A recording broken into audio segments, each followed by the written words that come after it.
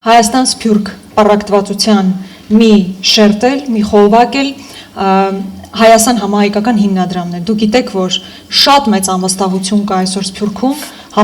Հայաստան համահայկական հիմնադրամի նկատմամբ եւ դա պատահական չէ։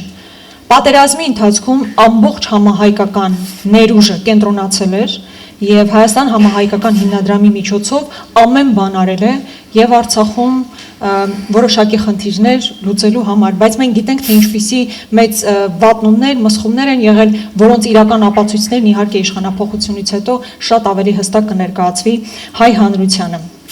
Ի վերջո Հայաստան համահայկական հիմնադրամի միջոցով այնպիսի խոշոր լայնամասշտաբ ծրագրեր են իրականացվել անցած տարիների ընթացքում, ինչպես Արցախում, այնպես էլ Հայաստանի Հանրապետությունում։ Գիտենք, որ այո, բավականին բարդացել է նաև քաղաքացիության ձեռքբերման գործընթացը եւ սա լրջագույն խնդիր է, որին պետք է անդրադառնալ։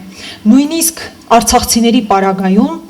իհարկե տարանջատում ենք Սփյուռքից, բայց արցախցիների պարագայում այնպիսի բյուրոկրատական խոչընդոտներ են ստեղծված, որ քաղաքացիություն ձեռք բերելու համար անասելի երկար ժամանակ է պահանջվում բյուրոկրատական քաշքշուկ, ընդհանրապես հարց է առաջանում, ինչու պետք է արցախցի մեր հայրենակիցը այս ամեն ինչի միջով անցնի։ Ինչու պետք է որոշում կայացվեր, որ նրանք այլևս Հայաստանի Հանրապետության քաղաքացիներ չեն։ Իրենք կրել են Հայաստանի Հանրապետության անձնագիրը, այն նույն անձնագիրը, ինչ որ մենք ունենք, եւ հիմա մի որոշումով դարձան ուղղակի ոչ Հայաստանի Հանրապետության քաղաքացիներ, այս մոտեցումը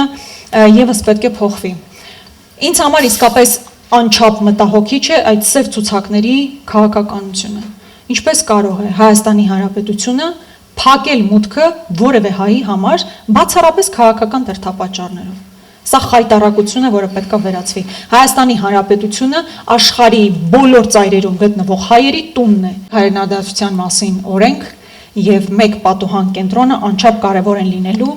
մեր հայրենակիցների հայրենադարձման գործընթացը ավելի սահուն եւ ավելի հեշտ կազմակերպելու համար։